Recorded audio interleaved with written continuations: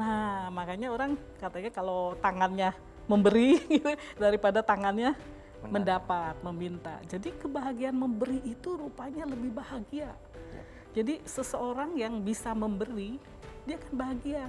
Pikiran itu adalah pelopor dari semua aktivitas yang akan kita lakukan. Jadi perlu sekali kita mempunyai pikiran yang benar. Dengan pikiran yang benar akan perkataan kita menjadi benar. Seorang umat Buddha ya ingin mencapai tujuan kebahagiaan ya, dalam kehidupan ini terlahir sebagai manusia ingin mencapai kebahagiaan.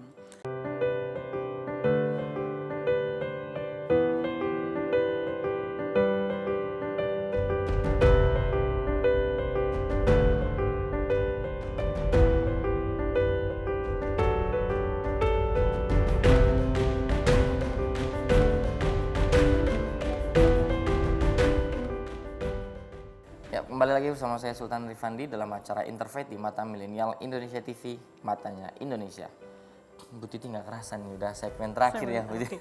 Saking serunya nih diskusi sama Bu Titi ini. Nah, Bu Titi tadi saya sempat menanyakan bagaimana kemudian ada semacam ajaran agama Buddha ya terkait dengan kebahagiaan karena mendapat dan kebahagiaan karena memberi. Ini maksudnya apa nih Bu? Jadi gini, Mas Sultan, kebahagiaan mendapat.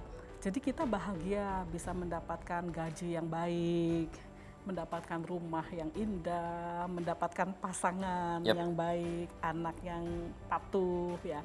Itu kebahagiaan mendapat. Ya memang setiap orang bahagia mendapat. Artinya apa yang dia bisa dapat gitu, kebahagiaan mendapat. Kemudian ada yang disebut kebahagiaan memberi. Jadi rupanya ya kebahagiaan kalau kita memberi itu lebih bahagia daripada kebahagiaan kita mendapat. Nah, makanya orang katanya kalau tangannya memberi gitu, daripada tangannya mendapat, meminta. Jadi kebahagiaan memberi itu rupanya lebih bahagia. Jadi seseorang yang bisa memberi, dia akan bahagia. Mungkin kita lihat dari contoh orang tua kita. Pertama ya, orang tua memberi kepada anaknya ya. Dia lihat anaknya saja senang, dia udah bahagia banget gitu ya. Jadi kemana-mana yang dipikirkan anaknya. Beli makanan dia nggak usah makan, anaknya makan udah bahagia. Itu kebahagiaan memberi. Jadi memang luar biasa orang tua kita ya. Betul. Mama, papa, ayah, ibu itu sangat luar biasa memberi tanpa pamrih ya. Itu benar-benar kebahagiaan memberi. Kemudian kalau kita contohnya kita dengan pasangan kita ya. Kayaknya tuh kalau Mas Sultan begitu nggak? Kalau ada pasangan kemana-mana, wah ingin buat pacar saya, ingin belikan. Kenapa? Karena kalau pada saat memberi kado misalnya, oleh-oleh untuk pacar, pasangan, dia bahagia, kita lebih bahagia. Betul. Nah itu kebahagiaan memberi. Dan Ya itu jadi tingkat bucinnya juga luar biasa. iya, luar biasa. Gitu. Bahkan kita nggak usah beli apa-apa buat pasangan kita, buat anak kita. Itu kebahagiaan memberi. Termasuk juga pada saat seseorang berdana, menyumbang kepada orang yang lagi susah, orang yang lagi berderma, orang yang lagi membutuhkan. Pada saat dia berdana, itu sebenarnya itu membantu dia, membuat dia lebih bahagia gitu. Oh karena saya udah menolong dia. Apalagi setelah menolong itu seseorang itu bisa berubah. Yang lagi kekurangan diberikan, yang lagi membutuhkan obat diberikan obat. Kita lihat dia jadi sembuh gitu. Wah itu kebahagiaan memberi. Jadi sebenarnya kebahagiaan memberi lebih tinggi ya daripada kebahagiaan dari mendapat atau Dan menerima. kebahagiaan memberi ini kan tidak sebatas hanya misalkan mereka yang memiliki kecukupan harta yang luar biasa banyak ya. Ukurannya nggak senominal itu ya. Benar. Begitu ya. Jadi kita memberi itu bukan hanya materi berupa uang ya. Jadi memberi itu kita bisa berbentuk pikiran. Ya misalnya kita masuk menjadi anggota organisasi, anggota kepanitiaan, kita bisa menyumbangkan ide-ide kita ya, saran-saran kita bagaimana ini organisasi bisa berkembang. Itu udah berdana itu. Betul. Kemudian ada lagi yang berdana tenaga. Ya. Oke, saya ke tempat ibadah, saya ke wihara, ya ke tempat ibadah siapapun ya, sama kita ke wihara, ke gereja, ke masjid, kita membantu pakai tenaga kita, kerja bakti misalnya, ya itu udah berdana. Jadi itu memberi, ya jadi memberi itu bisa materi, tenaga, pikiran, waktu kita, ya. Mungkin wah time is money nih. Jadi kalau saya kerjain ini 1 jam saya bisa mendapatkan penghasilan, tapi waktu ini saya berikan, saya mau berderma, kerja bakti, sosial dengan organisasi, nah itu berdana waktu. Jadi tidak terbatas pada materi. Ya, dan nilainya pun tidak dilihat. Ya, dari itu. Ada satu contoh nih bagus sekali ya, cerita kalau boleh saya sharing ya. Ada seseorang ya, dia mengalami kerugian 1 miliar katanya. Wah, ditipu 1 miliar. Kemudian dia bingung, apa salah saya gitu kan. Banyak orang merasa apa kesalahan saya, dosa saya sehingga saya ditipu orang ini gitu. Nah, dia mengatakan, dia bertanya, rupanya ya pada kehidupan dia pernah menipu. Bukan menipu sebenarnya, tidak bayar. Dia makan di warteg itu di kantin, makan 3 tempe, dia hanya bilang cuma 1 tempe. Nah, itu rupanya harga 1 tempe itu misalnya 2.000 ya. 2.000 itu 10% keuntungan dari si ibu. Jadi kita merugikan 10% misalnya. Karena 4.000 ya, itu 10%. Nah, dalam kehidupan ini kita bisa rugi 10% dari bisnis kita. Harusnya mungkin keuntungannya 10 miliar, mendapat kerugian 1 miliar, berarti 10%. Hanya karena kita tidak membayar tempe gitu. Jadi merugikan orang 10%. Itu dari sisi yang rugi. Tapi dari sisi yang tadi berderma ya, jadi seperti kita menanam padi, menanamnya 1, tapi berbuahnya panen sampai ratusan. Menanam 1 biji mangga, berbuahnya sampai puluhan mangga. Nah itu seperti itu kebajikan. Jadi nggak dilihat dari nilainya, tapi dari kebahagiaannya. Makanya kalau kita berdana membantu orang ya, walaupun nilainya sedikit, membuat orang itu bahagia, maka kebahagiaan itu akan datang, yang datang. Jadi bukan nilainya yang kembali ke kita, kebahagiaannya. Luar biasa sekali. Nah mungkin Bu Titi terakhir ini untuk memberikan pesan juga kepada seluruh pemirsa bahwa bagaimana kemudian kita harus memahami tujuan hidup kita adalah dengan berderma dan kebajikan tadi. Silakan Bu Titi. Sobat milenial ya, di akhir acara ini saya ingin sharing ya, memotivasi kita agar terus melakukan kebajikan-kebajikan dalam kehidupan kita ya. Kita bisa memperbaiki kehidupan kita sebagai manusia sehingga nanti mencapai tujuan kita adalah nibbana.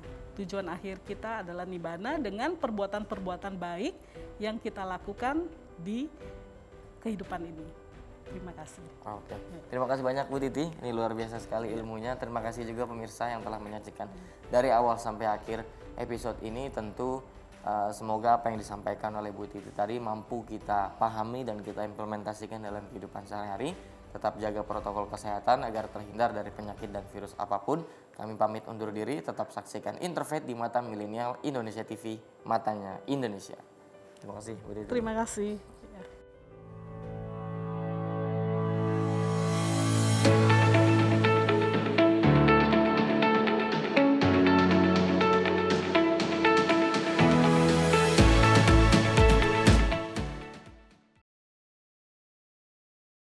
Kembali lagi bersama saya Sultan Rifandi dalam acara Interfaith di Mata Milenial Indonesia TV, matanya Indonesia. Masih dengan Ibu Titi. Tadi kita sudah mendiskusikan beberapa hal ya terkait dengan pandangan yang benar. Nah, tadi Bu Titi menyampaikan bahwa pandangan benar saja tidak cukup, tapi juga harus dengan pikiran yang benar. Apa yang dimaksud dengan pikiran yang benar? Ya, karena dengan pikiran yang benar, pikiran itu adalah pelopor dari semua aktivitas yang akan kita lakukan. Jadi perlu sekali kita mempunyai pikiran yang benar. Dengan pikiran yang benar akan perkataan kita menjadi benar. Gitu. Jadi dengan perkataan yang benar, ya perbuatan kita menjadi benar. Gitu, ya. Nah, Kalau perbuatan kita benar ditambah dengan mata pencaharian yang benar. Mata pencaharian yang benar ini kita ada 5 macam usaha yang patut dihindari bagi kita. 5 macam usaha yang patut Ada, dihindari ya? ya mata pencarian benar ini. Yang pertama kalau berdagang senjata.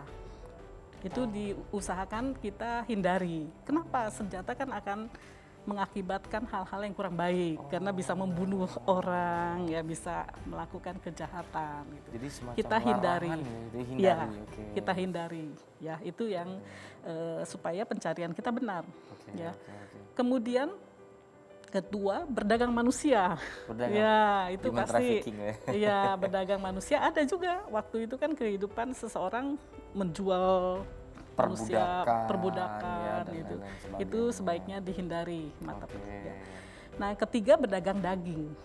Memang kita daging? iya hindari. Memang ini dari ajaran Buddha Oke. ya. Tapi kalau memang seseorang ada yang bertanya, saya mata pencariannya nelayan. Betul. Ya memang harus atau peternak harus menjual daging.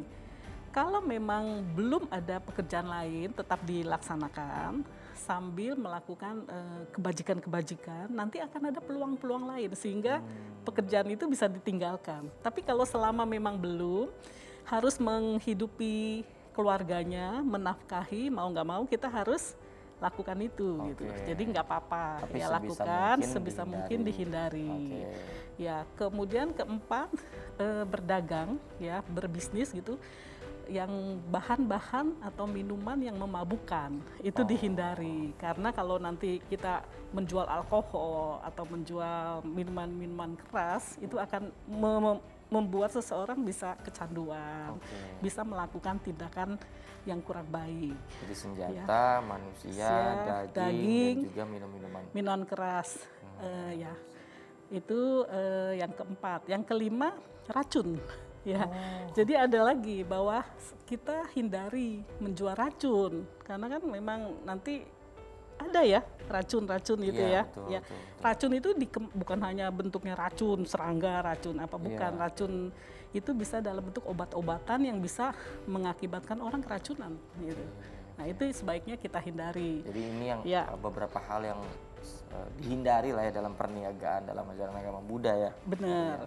Ya, Nah itu berarti kan agar tadi pandangan baik, pikiran baik, perkataan baik, kemudian pekerjaan, perbuatan baik, mata pencaharian baik. Iya. Apalagi itu Bu kira-kira? Nah, setelah mata pencaharian baik, ada daya upaya yang baik.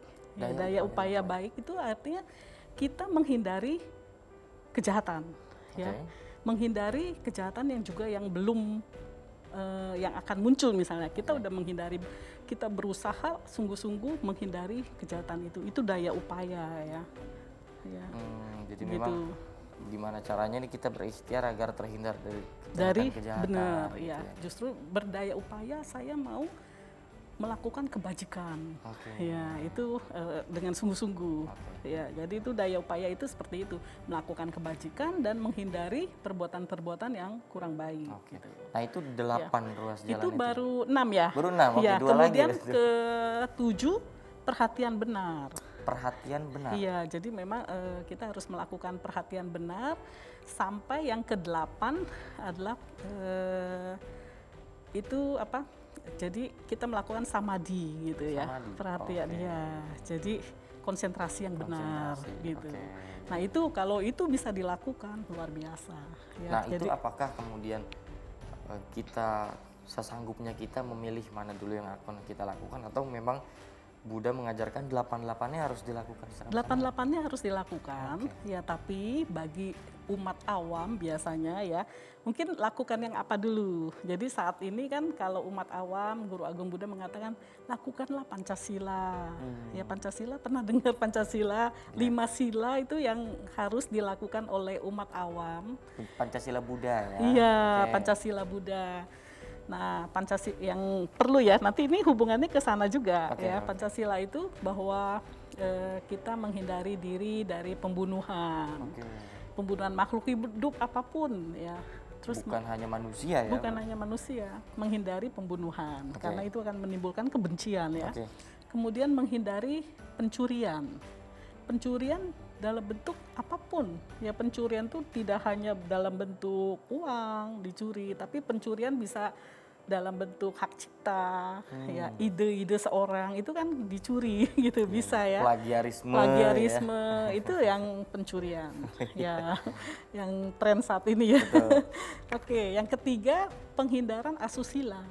Ya asusila kita menghindari kalau memang bukan pasangannya ya dia tidak lakukan ya. Oke. Kemudian penghindaran dari kebohongan, ucapan-ucapan yang tidak benar, yang memfitnah, mengadu domba, bahkan ucapan-ucapan yang bergunjing gitu, bergosip kita hindari gitu. Iya, iya. Dan kelima kita menghindari ya tadi minuman keras atau makanan yang akan memabukkan. Oh, nyambung tadi perniagaannya Nyambung saja tadi. tidak boleh, apalagi Iya. konsumsinya. Nah, ada yang mengatakan berarti yang sila pertama itu lebih penting dari sila kelima. Betul. Tidak, itu sila itu sama pentingnya 1, 2, 3, 4. Bahkan sila kelima itu penting, sangat penting. Kenapa? Seseorang yang yang sedang mabuk gitu, yang sedang terpengaruh obat-obatan, dia bisa gampang melakukan pelanggaran pembunuhan, pencurian, asusila, berbohong, udah nggak sadar gitu ya. Betul. Kadang-kadang ya itu makanya sila 1 sampai 5 itu sangat penting. Ya tetap semuanya penting. Nah itu yang dilakukan umat awam untuk kita membentengi diri kita. Jadi kalau kita mau melakukan sesuatu, ini melanggar sila enggak gitu. Jadi itu sebagai pedoman kita juga dalam kehidupan sehari-hari. Kemudian dalam 1 bulan itu beberapa setiap bulan ya kita bisa melakukan atas sila. Atas Ya, sila. atas sila itu berarti 8 sila. Tadi kan Pancasila 5. Pancasila, Atas sila itu 8 ya Oke. karena bahasa Sanskerta Sanskerta, ya Pali ya. Jadi tambah 3 lagi. Itu biasanya dalam 1 bulan disebut uposata. Kita melakukan tambahan 3 sila itu sebulan 4 kali gitu ya. Jadi nambah tidak makan setelah tengah hari. Tengah hari itu setelah jam 12. Jadi itu sebenarnya upawasa, puasa Buddhis itu. Puasa Buddhis ya. itu, Jadi oke. puasa ya. Banyak yang melakukan. Nah, saat ini nih sebentar lagi kan Waisak. Yap. Ya, Waisak itu jadi ada umat yang melakukan atas sila 1 bulan. Saya mau puasa 1 bulan. Bagus sekali ya. Jadi seperti Ya, ya, puasa ya. Muslim itu sangat Ya, bagus seperti sekali. di Islam ya. Ya, di Islam. Jadi di Buddhis pun ada puasanya, bisa melakukan itu. Ya, ya, ya, Jadi setelah jam tengah siang gitu, tengah siang itu nggak harus jam 12, tapi bisa saja lewat jam 12. Cuma untuk memudahkan kita Jam ya 12 jam 12 patokannya ya. ya. Oke. Setelah itu tidak boleh makan sampai besok pagi Oke. gitu ya. Kemudian tidak memakai perhiasan-perhiasan yang untuk mempercantik diri, kan sedang puasa gitu ya. Ya itu terus kemudian tidak tidur di tempat yang tinggi, mewah gitu tuh. Jadi itu Salah tambah satu 3 bagian dari- silanya oke, tambah ya. 3 silanya. Bahkan kalau waktu atas sila tidak mendengarkan hiburan-hiburan gitu. Oh. Jadi pada saat itu benar-benar memang mau puasa ya, mau Menahan praktek diri menahan betul-betul ya. diri. Oke, Jadi oke. kalau membaca buku dhamma bisa gitu. Oke, Gitu ya. Nah, Bu Titi, ini kan memang masih membahas mengenai dengan nibbana tadi ya. Nibbana ini kan artinya tadi Bu Titi sebutkan kebahagiaan tertinggi. Jadi tidak kemudian dikembalikan ke kehidupan lagi. Nah, ini Sang Buddha menerangkan jalan untuk mencapai kebahagiaan duniawi ini kan ada 4 macam kebahagiaan ya, Bu Titi ya. Kalau nggak salah, ini koreksi kalau saya salah Benar, ya. iya. Ada ati suka, boga suka, anana suka, dan anawa jasuka. Benar, ya. Mungkin bisa dijelaskan Oke. keempat itu apa, Bu Titi? Ya. Tapi di segmen berikutnya. Jangan Oke. kemana-mana, tetap saksikan Interfaith hanya di Mata Milenial Indonesia TV. Matanya Indonesia.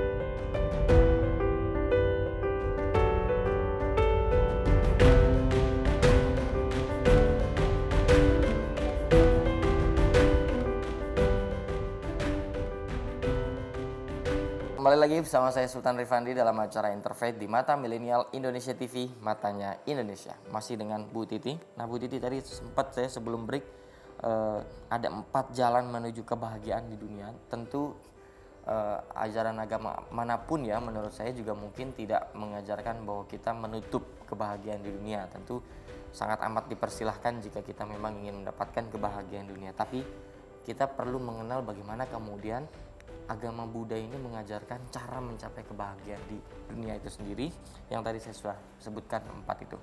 Silakan Bu Titi. Ya, terima kasih ya. Seorang umat Buddha ya ingin mencapai tujuan kebahagiaan ya dalam kehidupan ini, terlahir sebagai manusia ingin mencapai kebahagiaan. Nah, tadi kebahagiaan pertama adalah atasuka ya. Atasuka itu adalah kebahagiaan duniawi ya. Tadi selama menjadi manusia mendapatkan karir yang bagus, kekayaan yang berlimpah, punya keluarga yang harmonis, dicintai orang, nama baik, tidak punya musuh, pokoknya itu kebahagiaan duniawi.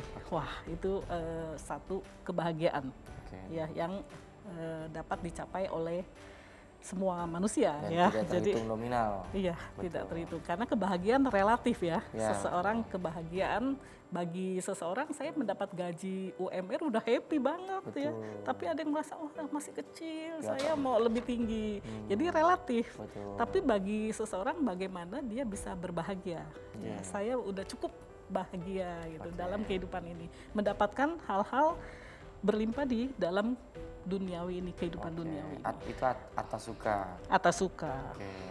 Nah, berarti memang atasuka ini jenis kebahagiaan duniawi yang tidak terhitung nominalnya ya Bu? Iya, benar. Apa teman yang baik, tidak jahat gitu ya.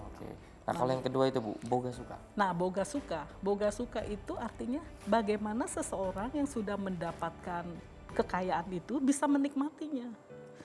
Ada seseorang ya yang walaupun sudah memiliki kekayaan berlimpah, dia tidak bisa menikmati. Ya, ada pernah dengar nggak ada seseorang yang punya mobil, dia mampu beli mobil, misalnya mobil mewah misalnya, ya, tapi dia nggak pernah nikmati. Mobil itu hanya ditaruh di garasi, ditutup cover, tiap pagi dinyalain gitu ya. Tapi akhirnya dia cuma bahkan dia naik bus atau naik kendaraan lain, fasilitas umum, padahal dia udah bisa. Seorang yang bisa menikmati itu adalah kebahagiaan. Ya, ada juga, saya pernah juga bertemu ya, ada seseorang ibu yang sangat senang sekali dengan satu sofa mahal, bagus. Tapi sofa itu dia tidak pernah duduki. Sofa itu dia tutup cover, ya dia lihat, ya mungkin dia tidak menikmati. Iya. Nah, seseorang bahagia itu kalau dia bisa menikmati apa yang sudah dia dapat. Kan dia sudah bekerja dengan keras. Dia berhak juga bisa menikmati apa yang sudah didapat itu. Gitu. Dan ini bisa juga sebagai harta mungkin ya Bu ya? Harta, ya. Tapi dia tidak menikmati. Ya, Nah, tidak bisa menikmati. Caranya, Bu? Ketika misalkan mungkin tadi banyak case yang mengatakan tidak banyak orang juga tidak menikmati hartanya, gajinya, itu bagaimana tapi kita cara menikmatinya dulu? Ya, caranya adalah bahwa kita berhak menikmati, bisa menikmati apa yang sudah kita peroleh dari gaji, dari usaha, dari penghasilan, bahwa itu memang kalau memang seperti itu bisa kita nikmati. Karena ada orang merasa bahwa menikmati itu adalah sesuatu yang salah gitu. Wah, terlalu mewah nih, nggak bisa. Makanya kita tuh nggak boleh juga ya menjudge seseorang. Ada seorang artis ya memakai tas miliar gitu atau apa. Bagi dia, kalau dia punya uangnya berlimpah, kalau dibilangnya tidak berseri gitu, tidak apa-apa juga ya. Dia boleh menikmati. Cuma bagi kita, wah uang segitu lebih baik buat usaha atau apa. Makanya setiap orang tuh relatif. Ya, jadi kehidupan seseorang itu relatif. Kalau memang seseorang itu sudah bisa mendapatkan sesuatu yang memang dia dapatkan dari hasil kerjanya, ya dia bisa menikmati. Nah itu kebahagiaan. Kebahagiaan bisa menikmati gitu. Itu yang kedua. Itu menjadi salah satu kebahagiaan yang penting. Apapun yang kita miliki, Iya, memang harus kita nikmati. Harus gitu ya, kita Bu Titi? nikmati. Oke. Iya, jangan disimpan-simpan. Ada seseorang usahawan kaya raya, uangnya disimpan terus ditabung.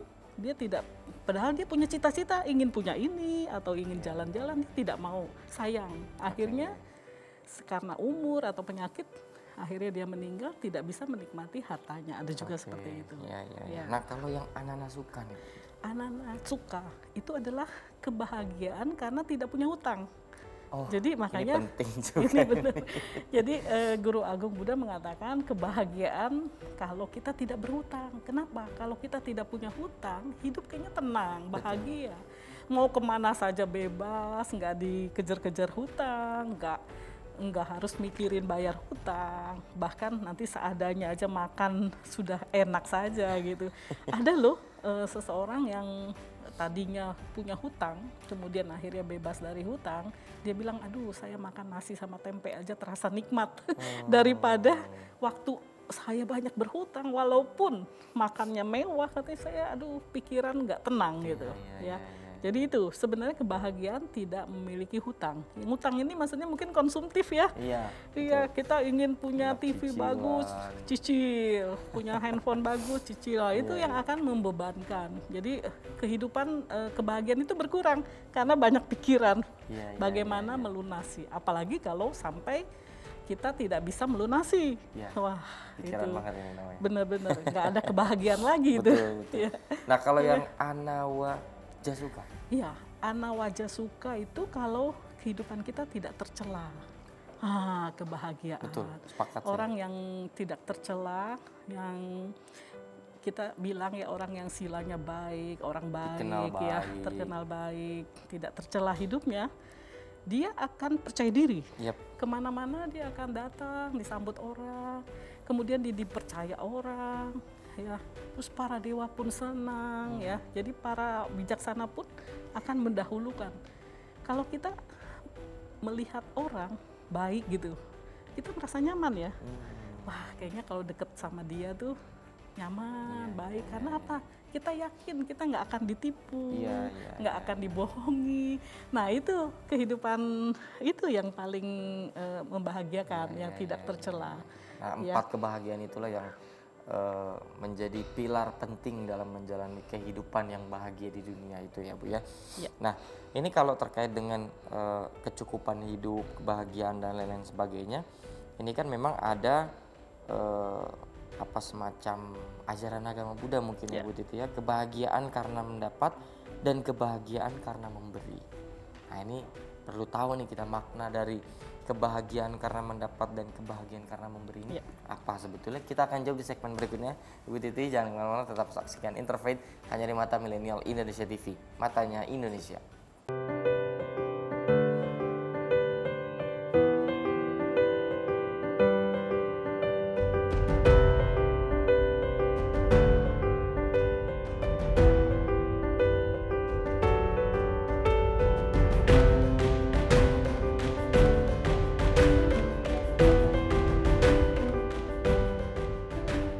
Kembali lagi bersama saya Sultan Rifandi dalam acara Interfaith di Mata Milenial Indonesia TV, matanya Indonesia.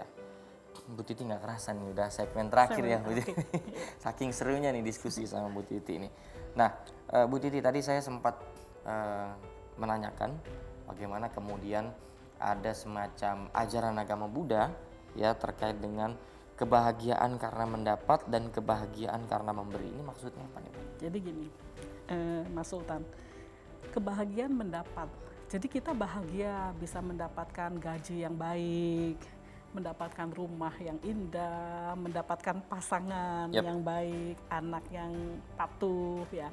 Itu kebahagiaan mendapat. Ya memang setiap orang bahagia mendapat. Artinya apa yang dia bisa dapat gitu, kebahagiaan mendapat. Kemudian ada yang disebut kebahagiaan memberi. Jadi rupanya ya kebahagiaan kalau kita memberi itu lebih bahagia daripada kebahagiaan kita mendapat. Nah, makanya orang katanya kalau tangannya memberi gitu, daripada tangannya mendapat, meminta. Jadi kebahagiaan memberi itu rupanya lebih bahagia.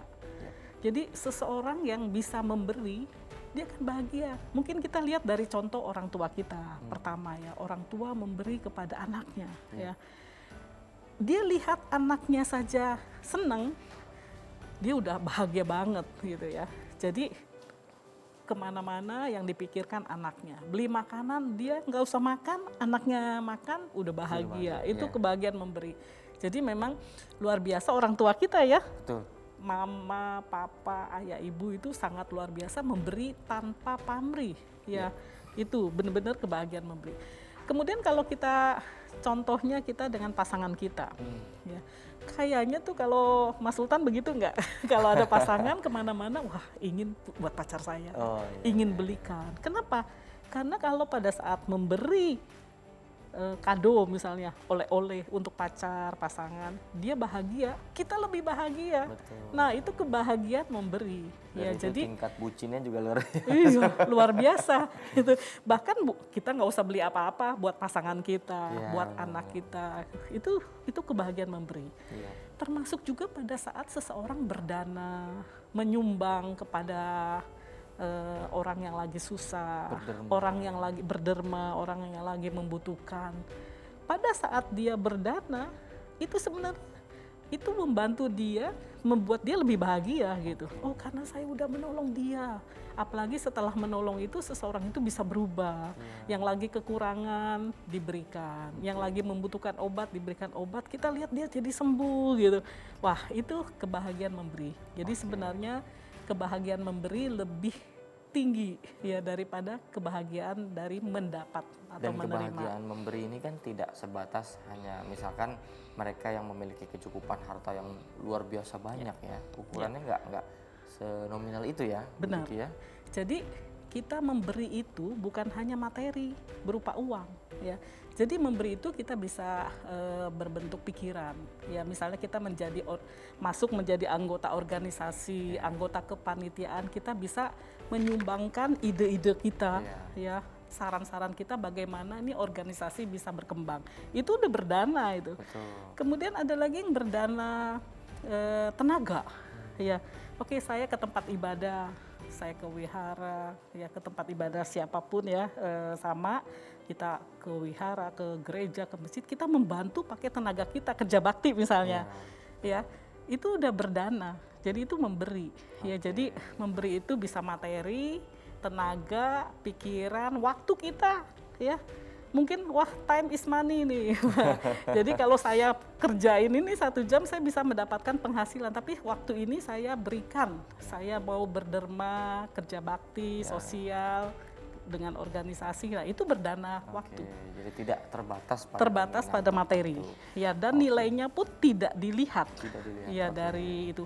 Ada satu contoh nih bagus sekali ya cerita kalau boleh saya sharing ya. Ada seseorang ya. Dia mengalami kerugian 1 miliar katanya. Wah, ditipu 1 miliar. Kemudian dia bingung, apa salah saya gitu kan. Banyak orang merasa apa kesalahan saya, dosa saya sehingga saya ditipu orang ini gitu. Nah, dia mengatakan, dia bertanya, rupanya ya pada kehidupan dia pernah menipu. Bukan menipu sebenarnya, tidak bayar. Dia makan di warteg itu di kantin, makan 3 tempe, dia hanya bilang cuma 1 tempe. Nah, itu rupanya harga 1 tempe itu misalnya 2.000 ya. 2.000 itu 10% keuntungan dari si ibu. Jadi kita merugikan 10% misalnya. Karena 4.000 ya, itu 10%. Nah, dalam kehidupan ini kita bisa rugi 10% dari bisnis kita. Harusnya mungkin keuntungannya 10 miliar, mendapat kerugian 1 miliar, berarti 10%. Hanya karena kita tidak membayar tempe gitu. Ya. Jadi merugikan orang 10%. Itu dari sisi yang rugi. Tapi dari sisi yang tadi berderma ya. Jadi seperti kita menanam padi, menanamnya 1, tapi berbuahnya panen sampai ratusan. Menanam 1 biji mangga, berbuahnya sampai puluhan mangga. Nah itu seperti itu kebajikan. Jadi nggak dilihat dari nilainya, tapi dari kebahagiaannya. Makanya kalau kita berdana membantu orang ya, walaupun nilainya sedikit, membuat orang itu bahagia, maka kebahagiaan itu akan datang, yang datang. Jadi bukan nilainya yang kembali ke kita, kebahagiaannya. Luar biasa sekali. Nah mungkin Bu Titi terakhir ini untuk memberikan pesan juga kepada seluruh pemirsa bahwa bagaimana kemudian kita harus memahami tujuan hidup kita adalah dengan berderma dan kebajikan tadi. Silakan Bu Titi. Sobat milenial ya, di akhir acara ini saya ingin sharing ya, memotivasi kita agar terus melakukan kebajikan-kebajikan dalam kehidupan kita ya.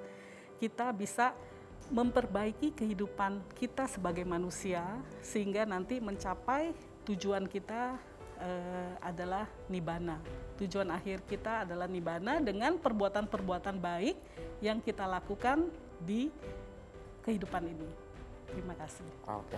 Terima kasih banyak Bu Titi. Ini luar biasa sekali ilmunya. Terima kasih juga pemirsa yang telah menyaksikan dari awal sampai akhir episode ini. Tentu semoga apa yang disampaikan oleh Bu Titi tadi mampu kita pahami dan kita implementasikan dalam kehidupan sehari-hari. Tetap jaga protokol kesehatan agar terhindar dari penyakit dan virus apapun. Kami pamit undur diri. Tetap saksikan Interfaith di Mata Milenial Indonesia TV, matanya Indonesia. Terima kasih Bu Titi. Terima kasih.